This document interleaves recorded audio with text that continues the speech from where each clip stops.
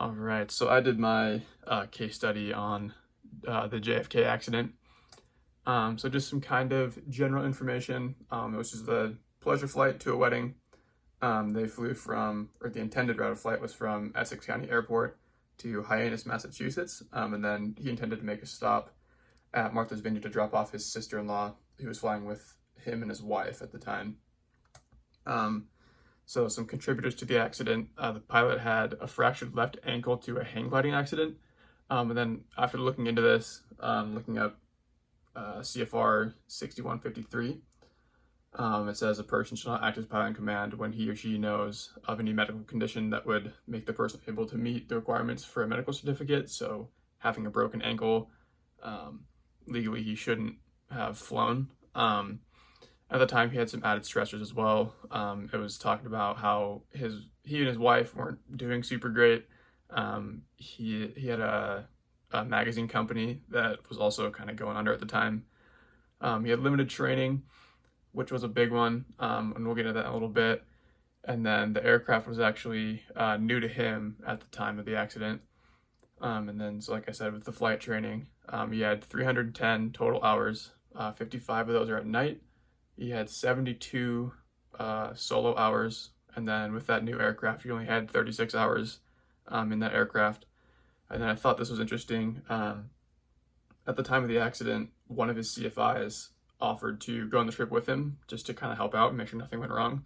And Kennedy actually turned down that offer and said that he wanted to do it by himself. And then, so here's kind of a timeline of that accident. So at 2038, he was clear to take off from runway 22. And then about an hour later, the aircraft began to descend into Martha's Vineyard about 35 or 34 miles west of the airfield. And then a couple minutes later, the aircraft started to bank right wing down towards a southerly direction. And about 30 seconds later, it stopped its descent and started to climb. 2 minutes after that, it started descending again. And then entered another right turn. And then as the turn rate increased, the speed rate and the descent rate also started increasing. And then at that same time, they lost radar contact at 1,100 feet, flying away from Martha's Vineyard. So just some kind of details. It's believed that Kennedy went to tune the radio while he was flying, and his route of flight was over open water, so there's no visual references for him to use, and he wasn't instrument rated. And so during the time he was tuning the radio, it's believed that he became spatially disoriented, and so then obviously not trusting his instruments put him into a stall spin, and then he wasn't able to recover. So what happened was the aircraft hit the water nearly vertical due to a stall spin. Because of his spatial disorientation, and ended up killing all three of them, and the aircraft was destroyed. And then the NTSB stated the probable cause was the pilot's failure to maintain control of the airplane during a descent over water at night, which was the result of spatial disorientation factors. Factors in the accident were haze and the dark night. And then here's just kind of a video of what the accident looked like.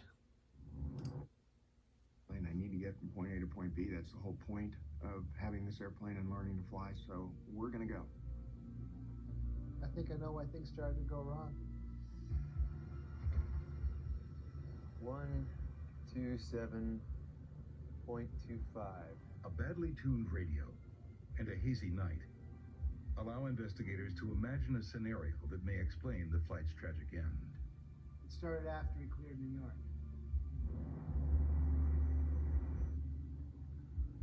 In hazy conditions, Kennedy would have no visual reference to tell him which way is up. As it was getting dark in marginal conditions, he was in a very precarious area for visual flight rule VFR flying. As he headed out over the water and all those lights were behind him, all that visual reference was gone. He looks away from his instruments for like a second. 127.25. Then remember his frequency was off. Maybe he was trying to tune the radio. He might look to see if the frequency had changed, or if he had got it wrong in his mind. Still nothing. Just something weird with the radio. No big deal. While all of that's going on, it's quite easy for the airplane to slip into a little bit of a bank, one direction or another. If you're in a turn for an extended period of time, your inner ear can feel a reverse of the turn, and you can become spatially disoriented very easily. What the? What? Can't be. He looks back, his instruments are telling him one thing, his senses another. What the?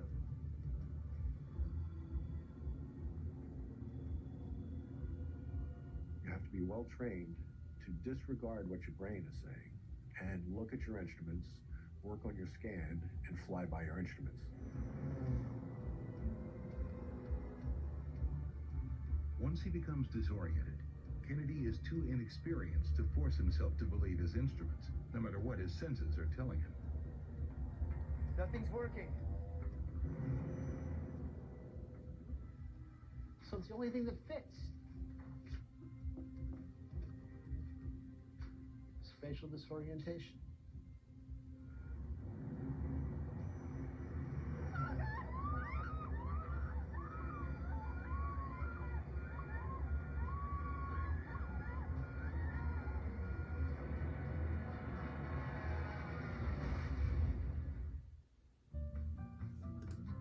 So yeah, you can kind of see the touch on the whole spatial disorientation thing.